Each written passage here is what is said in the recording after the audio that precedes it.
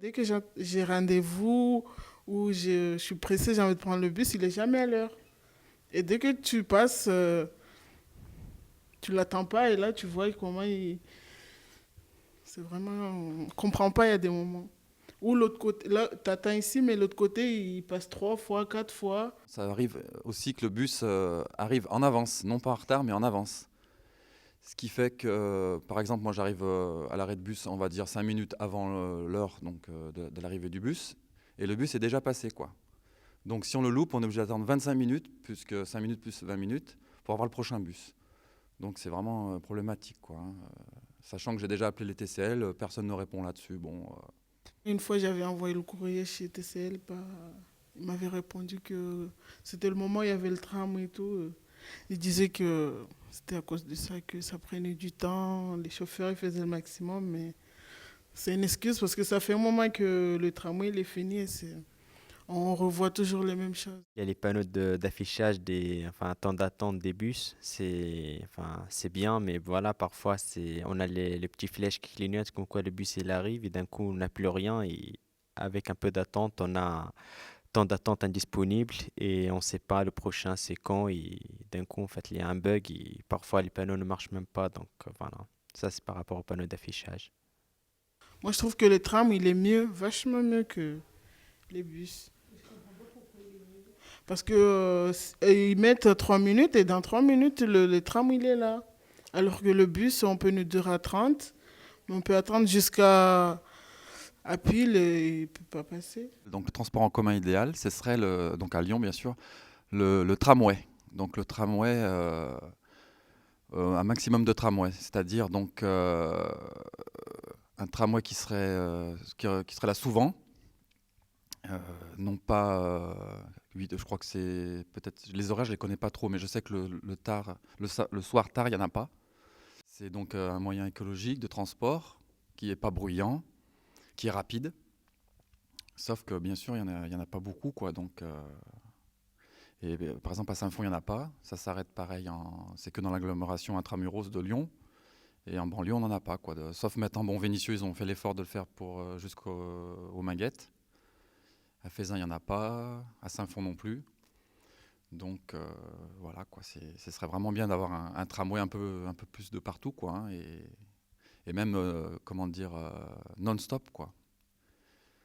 24 heures sur 24. Dans les trams, c'est plus prévisible en fait. On sait à quoi s'attendre avec eux. S'il y en a, il y en a. S'il n'y en a pas, il n'y en a pas. C'est très clair. Tandis que les bus, c'est pas la même chose. Bon, il y a la circulation. Avec le bus 60, en fait, quand il y a des matchs, donc l'OL qui joue donc à Gerland, le bus est détourné.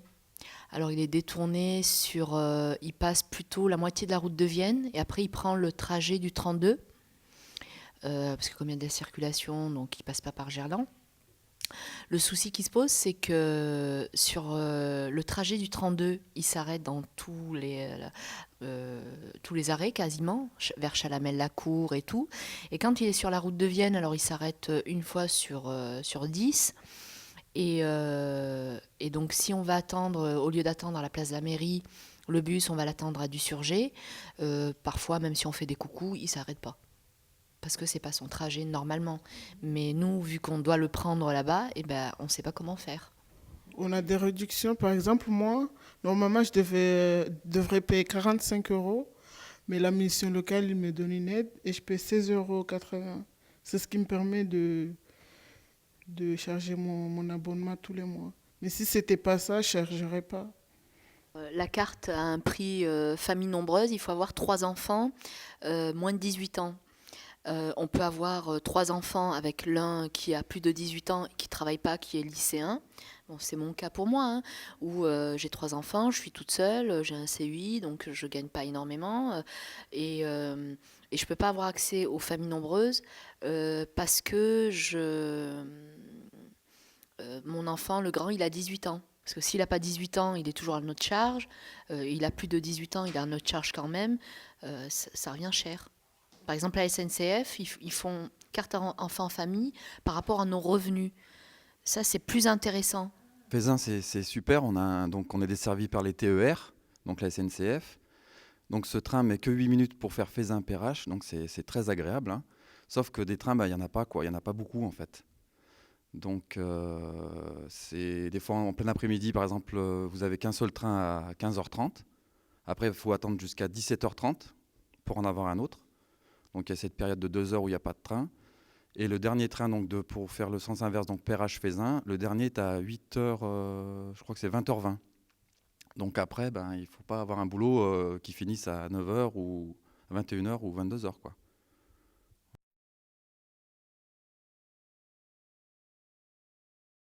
Au journal télévisé de 20h, j'avais vu dans certaines régions de France où ils avaient mis en place des vélos avec assistance électrique, donc des vélos électriques. Et je trouve cette idée vraiment, vraiment géniale, quoi, parce que moi je suis dans une ville où il y a pas mal de montées et de descentes.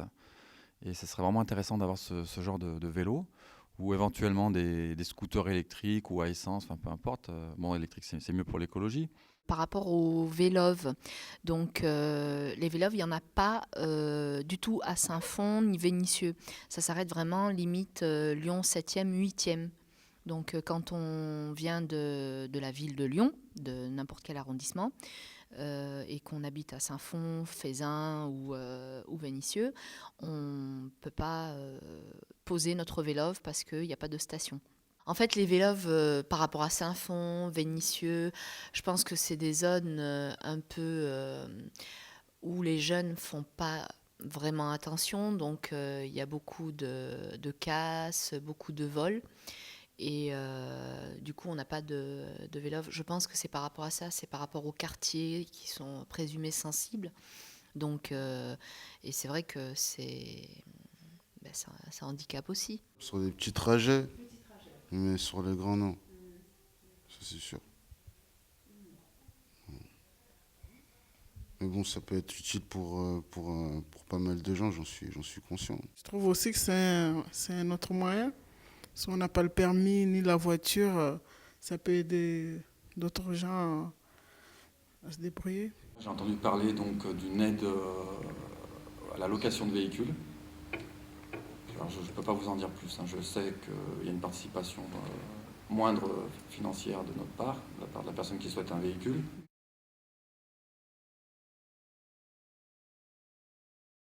On va à la mission locale, c'est lui qui imprime les offres, on envoie les courriers et on va aux entretiens. Ça se passe bien, ils voient qu'on a l'expérience et tout. Mais après, on voit, ils réfléchissent un petit peu pour trouver quelque chose. Et là, ils nous demandent, et s'il y a grève, vous allez faire comment? C'est qui va vous amener et tout ça. Et là, on pense que c'est un prétexte pour ne pas... Il y a plein de questions qui sont posées, mais c'est surtout celle de est-ce que vous avez un véhicule? Est-ce que s'il y a des heures supplémentaires, est-ce que vous seriez capable d'en faire? C'est presque de la discrimination, c'est-à-dire que si j'ai de l'ancienneté dans certains boulots, je ne serai pas prise parce que je n'ai pas de véhicule. Tandis que si quelqu'un qui n'a pas du tout d'expérience sera pris parce qu'il a le véhicule, même si on est motivé, si on a envie de travailler, parce qu'on est obligé aussi parfois, hein. En région parisienne, quand j'ai travaillé à DHL ou aux Galeries Lafayette, à l'entrepôt, donc il y a eu des jours où il y a eu des grèves, et que les entrepôts sont en dehors des villes, dans des zones industrielles qui sont très peu desservies. Moi, je sais que leur ayant menti, donc ça posait pas de souci au début. On s'arrangeait entre collègues, et puis quand le collègue était malade, malheureusement, on appelait et on disait aujourd'hui on peut pas venir parce que. Et eux, en fait, les employeurs s'en fichent un peu de ça. En fait, pour eux, c'est comme quand on est malade, hein, ou quand notre enfant est malade. Eux, ils sont jamais malades, ils n'ont jamais de soucis de véhicule.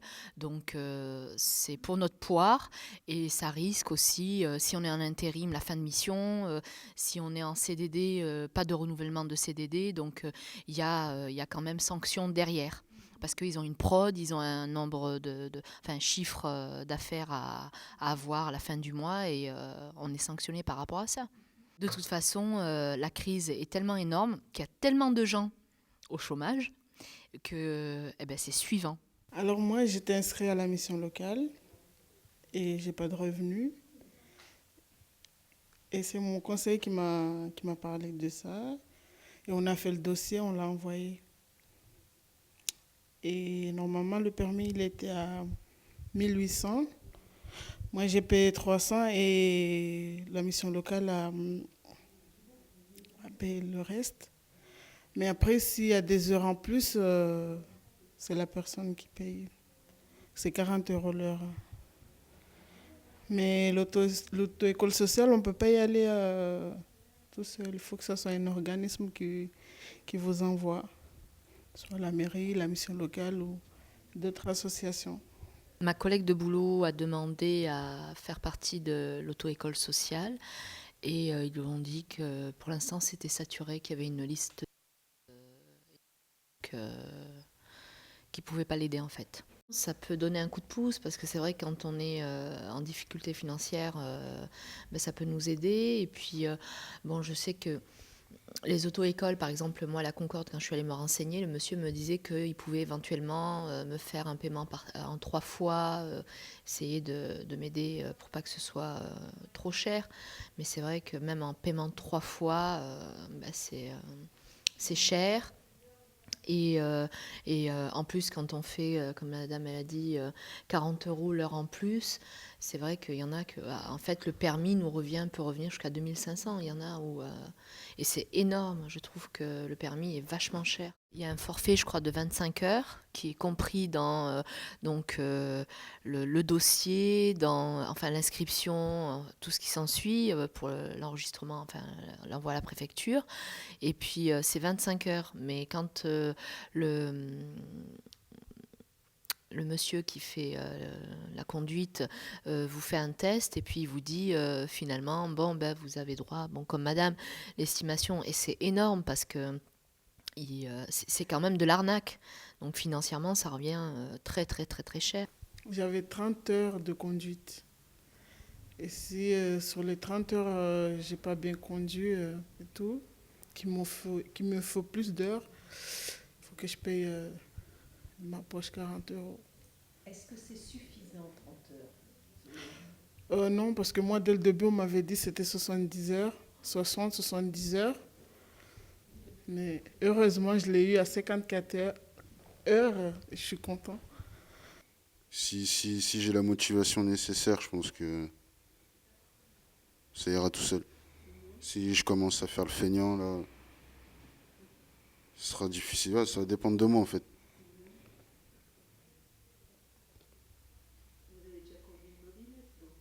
Ouais, j'ai déjà conduit, tout ce qu'il faut conduire, j'ai déjà testé. Donc, après, je sais que c'est pas pareil quand on est au quartier ou quand voilà. Je sais que c'est pas pareil.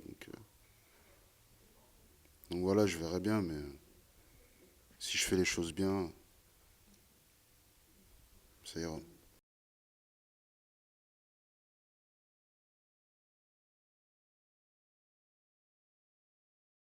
Toméo est un dispositif d'aide à la mobilité. Donc il est à destination des personnes qui n'ont pas de moyens de locomotion et qui se rendent sur un territoire peu ou mal desservi en transport en commun. Donc on intervient bien en complémentarité des transports en commun. Depuis 2008, l'entreprise école est opérateur unique avec le dispositif Toméo. En fait, nous transportons sur 5 plateformes réparties sur l'agglomération lyonnaise, nous transportons des personnes qui ont besoin d'aller sur un lieu avec une fin d'insertion. Donc par exemple, une personne qui sera à un entretien d'embauche, une personne qui sera à un stage, qui sera à une mission d'emploi ou pour une formation. Pour un utilisateur, le coût du trajet est de 2 € aller-retour et il y a une adhésion annuelle de 5 €. Soit la personne le prend en charge directement et paye les 2 € près du chauffeur, soit c'est la structure qui prescrit la personne qui règle les 2 € sur facture. Toméo permet à des personnes qui relèvent de l'insertion d'être transportées par d'autres personnes en insertion qui se forment et ainsi peuvent acquérir une expérience professionnelle dans le transport. Les chauffeurs ont des contrats en CDD d'insertion. Ils peuvent être chez nous de 4 mois à 24 mois. Ils bénéficient donc de contrats CDD. Ainsi, grâce entre autres à Toméo, ils peuvent acquérir une expérience dans le transport, être formés et avoir une sortie durable vers un emploi dans le transport en tant que conducteur, par exemple.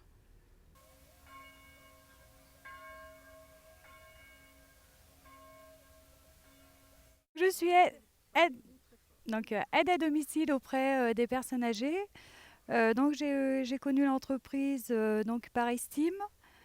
Donc voilà, donc ça me permet de pouvoir aller travailler assez loin. J'ai mon permis, j'ai pas de voiture. Donc ça m'aide énormément pour aller justement vers les gens pour pouvoir travailler. Alors là, j'ai un contrat donc chez ces personnes jusqu'au 24. Et donc voilà, au 24 février, et renouvelable par la suite. Je suis seule avec 2 enfants, donc c'est vraiment une grosse organisation. Donc le matin, j'amène mes enfants donc, à l'école. Donc après, comme ça, ils commencent à 8h30. Donc c'est vrai que ça me fait pas mal courir le matin. Donc après, je vais donc à l'entreprise prendre mon taxi. Voilà, donc qui m'amène donc chez les personnes. Mes enfants, étant donné qu'ils mangent à la cantine, donc ça tombe très bien. Et donc après, je suis de retour. Donc on me reprend à midi et puis donc je suis de retour chez moi vers les 13h. Enfin midi 20, midi et demi, ça dépend. Comme il prend plusieurs personnes, donc ça dépend. J'aurais une voiture, ça me coûterait énormément cher au niveau de l'essence, surtout que ça a pas mal augmenté. Donc c'est vrai que je ne sais pas si j'irai aussi loin, voilà, pour aller travailler chez les gens. Je pense que je resterai plus là où c'est le plus desservi au niveau des bus, au niveau des métros, que de prendre ma voiture. Voilà. À cause du coût d'essence, tout à fait, oui. Et puis l'entretien de la voiture et puis tout, quoi. Je me présente, Monsieur Philippe Marie. Moi, alors, je suis actuellement chauffeur sur la navette Toméo, qui s'appelle aussi Projet Mobilité vers l'emploi. Je transporte donc de notre entreprise, qui est l'entreprise école à Saint-Fond, jusqu'à leur lieu de travail, donc des dames qui travaillent chez les particuliers, qui sont une aide à la vie de tous les jours, quoi. J'ai signé avec l'entreprise école un contrat de 4 mois. Un contrat de 4 mois, éventuellement renouvelable. Je suis aussi... tout ça dans le cadre d'un projet qui est pour moi de repasser tout ce qui est accréditation pour pouvoir conduire un autobus. C'est pour moi une chance d'avoir pu accéder à ce poste qui m'a permis de trouver dans un premier temps un emploi et aussi de pouvoir envisager l'avenir sous un autre angle puisque je suppose que j'aurai moins de difficultés à trouver un emploi à l'issue de cette période, qui est aussi une période de test en fait. Hein. Je m'appelle Yasmina, je travaille avec Estime. Ça fait un moment, j'ai commencé l'année dernière, j'ai travaillé avec eux. Je travaille chez les particuliers, je fais ménage, repassage. J'ai pas le permis en fait moi, je suis en train de le passer. Je suis inscrite dans une auto-école, je suis en train de le passer. Mais si c'était loin comme ça, je pense pas parce qu'il n'y a pas de bus, tout ça, c'est pas possible. Sans voiture, sans mobilité, on peut pas en fait se déplacer, on peut pas travailler plus loin. Mais maintenant, ça m'a fait beaucoup de choses de sortir, de travailler, je suis indépendante en fait.